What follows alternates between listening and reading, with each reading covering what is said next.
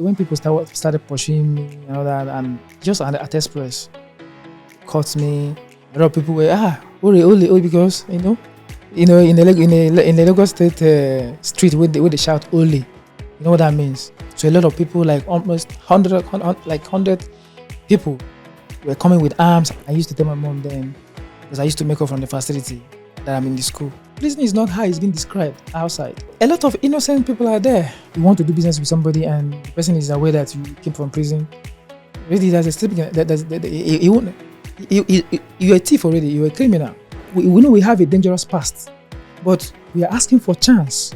No matter how you say you have received Jesus Christ, you are a good person, it until you prove it.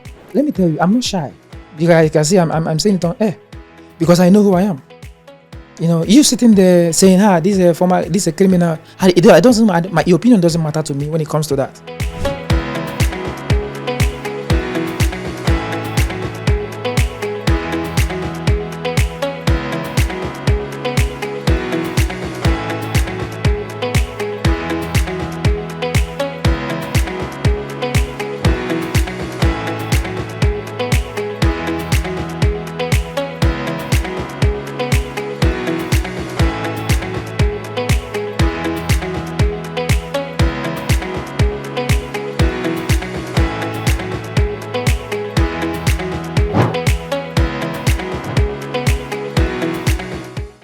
My name is Joseph Alex.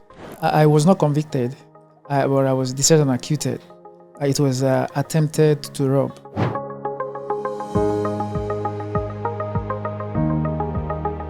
We are 9 in number, so I was among 3. So my senior brother normally get money. He don't care. And he has this girlfriend that you normally take to. There's one restaurant there, Acquitted, that those days. There will not be food in the house. And I was like, is this guy not seeing? Me and my younger brother, my immediate brother, will go to all these dustbin and get all this iron, all these coppers. I will sell and will come and give our mom money. Even when they arrested our senior brother, the first money we saved was 2,000. We hid it in the ground. Our mommy was crying because she was not having money to go and bring my brother out. My brother, who was not caring for us, but because my mom was crying, me and my brother would say, "There's nothing. We'll come on, mommy. How much will you need?" He said 2,000. We gave her. She was shocked. She cleaned her tears. So I wanted to just be this messiah of my family. At the point of sin of the crime, it was in the sin of the crime.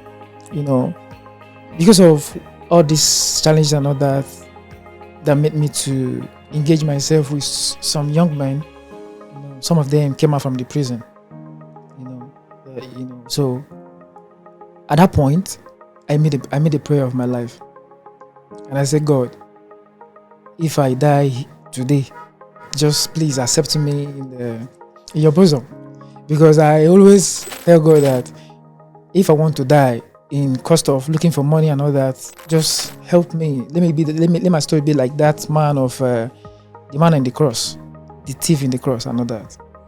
So at that point, it was really a trauma to me. Somebody saying his last prayer, because I was caught. I was the person who is driving the vehicle. We were like 5 men. Yeah. So I was the person who was driving the vehicle, and the vehicle got an accident. While those guys that I was with has gone to rob a place. So the process of me trying to turn the motor in the U-turn to fix the other side, so when they come up, so they will just enter, will not zoom off. In the process for me to turn, then that is when I had an accident. And the driver who owned the vehicle is inside the vehicle. So, and when that happened, I was not having this confidence because it's just my first time to engage in that act. I was not having this confidence. So when I opened the vehicle and I discovered that the back tire was in a gutter at Mayfair Garden, it was at gutter. So when I came out from the car trying to check if I can revise and all that and escape, it wasn't something I can revise. Yeah, initially I wasn't in the picture. I wasn't in the picture. How I came to the picture as a real estate personnel. So they needed a house. They needed a house. They want to. Actually, they were not robbers. They were kidnappers. Yeah, they needed a house where they want to put their captive. So based on my friend who knew them from the prison, knew that I can get the house for them. So that's how I came to the picture. So I wanted to get a house for them. Then they gave me my inspection fee and all that. I have to get a house. So that evening they came. They said that the person that was supposed to drive them didn't call with them. And my friend here told them that I can drive. So they asked me if I have been in this kind of business before. I said no. I always see it in the movie, but I don't know. It wasn't my intention to go. By that time I was totally break down financially to any point. Like I'm frustrated when the accident happened. Yeah, when the accident happened, so people started pursuing me when I was running. The driver with one of us was in the car. So, but all these guys that we meet those days were men with so many charms and all that. But me, I wasn't having any. I was just this mind person who can, do anything to make money. When people started pursuing me and all that, and just at Express, caught me. A lot of people were Ole, because in the Lagos State street where they shout Ole, you know what that means. So a lot of people, like almost 100 people, were coming with arms and all that. But there's something happened there. I have said my prayers already. So I was waiting for the worst to happen. But what happened? A one short man like that, I'm taller than him. He came to me and he held my hand. He held this hand. He said, why do I have to do this here? I said, I don't know. I'm confused. So some people were coming to, all these Aburo people, they were coming to beat me, to hit me. And the man said, don't beat him. Don't beat him.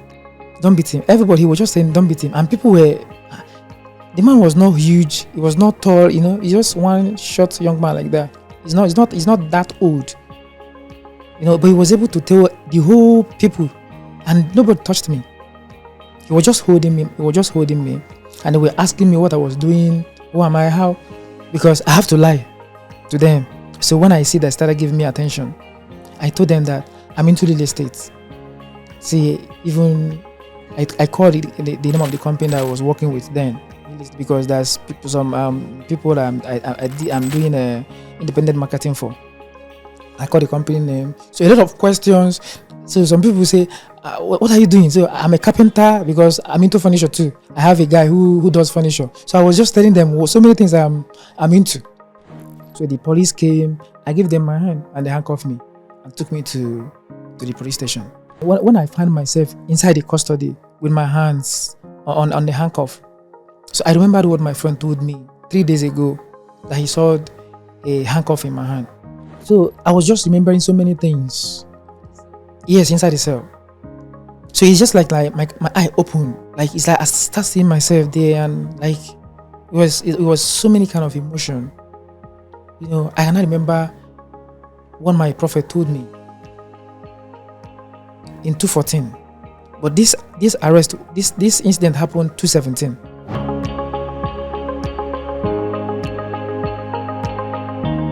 My younger brother, my siblings, they are aware. But my family, my mom, my dad was not aware. No, it was last year that I traveled home that I let him to know. So I used to tell my mom then, because I used to make her from the facility, that I'm in the school. After the police custody, so they took me to SAS because they were trying to mention those guys that I was with. So they took me to the SAS custody, and with the torture and all that. So I wasn't able to explain how those guys I can get them, because that was the first time I saw them. But the person I knew was that my friend who came with them. So we went to pick the auntie of that boy. But I never want the boy to come, because if he comes, if they beat him too much, he may expose so many things, and it can complicate issues, So that is how we waited for 2 months and 2 weeks in such custody, and there were nothing to be found. So they later released the auntie. They weren't able to get the boy. They later released the auntie. So the auntie now got home, and after 2 weeks, they now took me to. After the 2 months and 2 weeks, they now took me to prison, to court, and I was remanded. From there, I started going to court. So my next adjournment, I went there and I defend myself. My lawyer wasn't active, so the magistrate was kind enough to ask me to defend myself. So I defend myself, So after defending myself, my junior brother and I came to the court, and both of us defend ourselves. Because I said it's a kind of a setup, because I don't know what to explain. So the magistrate gave me bail. So in the process of processing the bail, they transferred the magistrate from there. So the second one that came start giving me adjournment, 2 years, 3 years, 4 years. So that this guy that I met in SAS custody, I was nice to him, because when I was in SAS custody, somebody who has been long there. So I was an officer there, OC torture. So I was permitted to beat people, inside the SAS custody. So when people are coming in, they have to give you money so that you can put them in a place whereby people not disturb them. So the marshal who happens to be the head of the cell, appointed me as OC torture. So what I do, I don't know how to beat people. Just for it didn't do anything, I'll start beating you. So I would just bring the person close. Come, these people they want me to beat you, but I'm not interested. So if you have anything, give me. Let me give them. So they will let you be. So that's how I've been doing it, and people start liking me, start caring for me.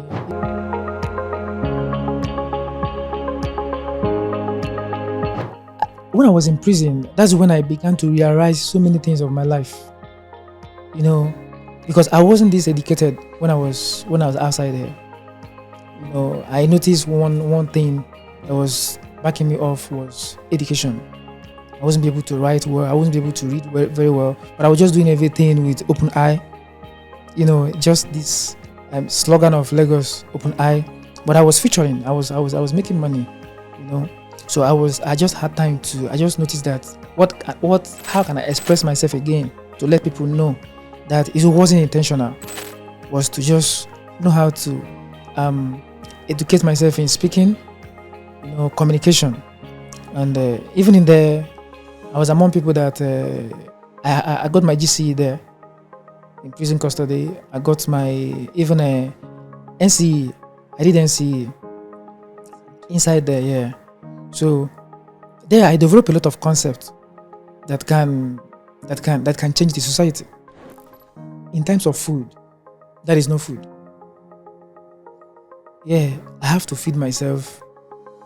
Government is saying about that they are spending a lot of money for prison. We heard about that, but the beans for robbery cell, we have robbery and stealing because it's a medium prison. The beans they give us to eat in the morning. You see this what's it called? This takeaway plate, that white one, that smallest one, is not up to half, and it's not cooked by oil, Maggi, nothing. That it doesn't have any taste at all.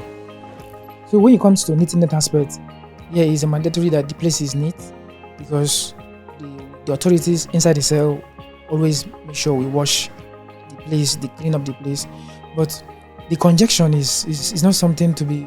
It's not something. They build a new facility, a new building for people to be there, but they turn it for rich man's cell, and the prison is still congested.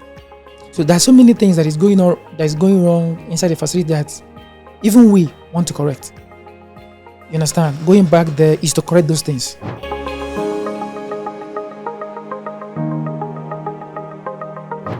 Prison is not, prison is not how it's been described outside. Like even today, the stigma is still on me. But I'm a kind of person. I have grown to a point whereby I'm not looking up on a man.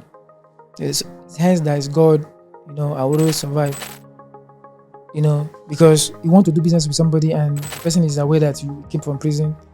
Really, there's a stigma he won't. You're a thief already. You're a criminal. He won't want to do anything with you. But most of the times, I tell them, the only thing I have is my word. Before you can judge me, give me a chance. Then, if I fail you, then let it be. Because it's so emotional that even your family, most of the times, they look you, after all, you're a bad person before. No matter how you say you have received Jesus Christ, you are a good person, it can't, until you prove it, you have to prove it beyond reasonable doubt. So, the people that we are even soliciting for, which are some of our members who came out from, we're always telling them as well that it's not about saying that you have repented. It has to be shown in you. We know we have a dangerous past, but we are asking for chance, because that is why we engage in the church. You understand? Trying to refine ourselves, trying to re-educate ourselves for integration, because we know we are coming out, and we were coming out. A lot of eyes are on us, so it's a kind of stigma that we have to prove beyond reasonable doubt. But let me tell you, I'm not shy. You guys can see I'm saying it on air because I know who I am. You sitting there saying, this is a criminal. It doesn't matter. Your opinion doesn't matter to me when it comes to that. But what makes you, or what makes me who I am, is when you do something directly with me, then you get to know if you that is even calling me a criminal, if you are free from being a criminal. My advice to anyone who is hearing my voice today: don't be so convinced that things cannot happen to you. The people you're stigmatizing, don't think that it may be because when they told me 214 that I'm going to be a criminal, I doubted it. I never believed. So I have to even come back to ask Pastor, but within me and you know me, right? He said yes. But do you think I can go and steal somebody's something? What will make me? I had all it takes. I was feeding well. I was feeding up to 5 people in my house. At a point, something happened. I was duped. In struggling to trying to come up again, it's not working. Not everything was just seized immediately.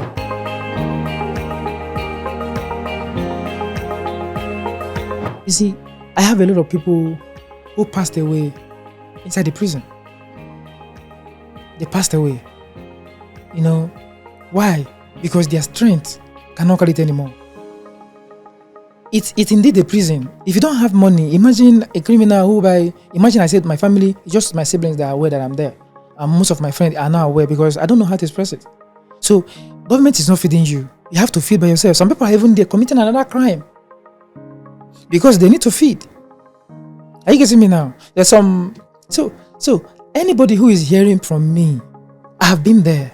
I have been that bad side. I have been this rough guy. I have been this guy that trying to be smart in foolishness.